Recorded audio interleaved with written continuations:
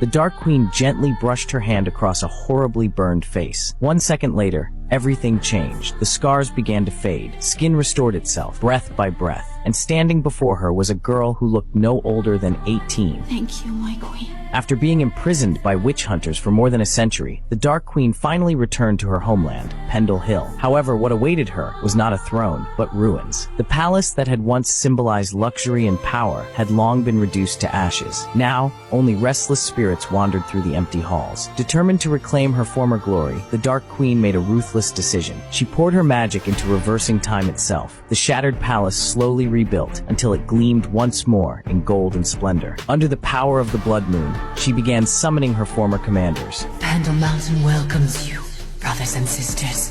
Your queen has returned.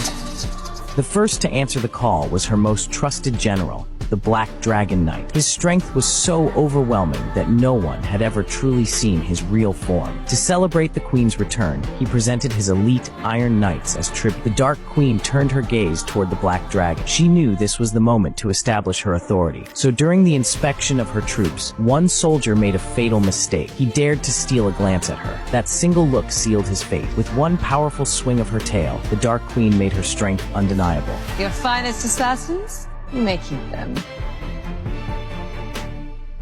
Soon after, more commanders arrived one by one. The lightning-fast Panther Girl, the 100-armed sword demon, Hadra. Without exception, they all knelt before the Queen, awaiting her command. Yet despite the growing ranks, one familiar figure was missing, her most loyal warrior, the desert giant bear, Ulrag. At first she assumed he had simply been delayed by food, until her servants revealed the truth. Ulrag had been captured by humans and burned alive. Upon hearing this, the Dark Queen's fury erupted. Therefore, to avenge her fallen warrior, she dispatched 5 of her strongest generals with a single order: erase an entire human city. Moments later, 6 spheres of dark energy came crashing down. Instantly, the city gates were blown apart. From that moment on, the city's fate was sealed. Hell is here!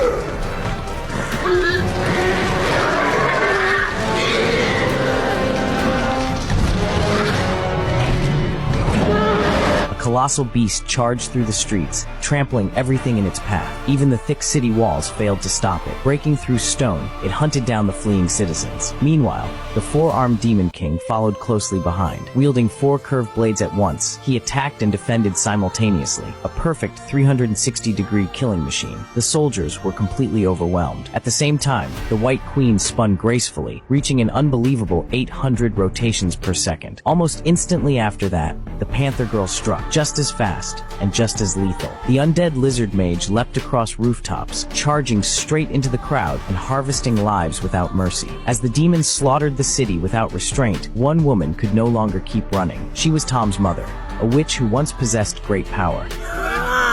Summoning all her remaining strength, she controlled a trident and pinned the lizard mage to a wooden stake. Then, without hesitation, she picked up a wand and drove it straight into his vital point. The dying scream echoed across the battlefield. A witch defends the city. Hearing it, the Dark Queen arrived almost instant. Unfortunately, the witch was no match for her. Within moments, she was reduced to ashes scattered across the air. Half an hour later, the entire city had been transformed into a sea of flames. At the same time, elsewhere, 3 witch hunters found themselves under attack. Without warning, the ground split apart. Their carriage was hurled violently into the air. From beneath the earth, a massive shapeshifter slowly emerged.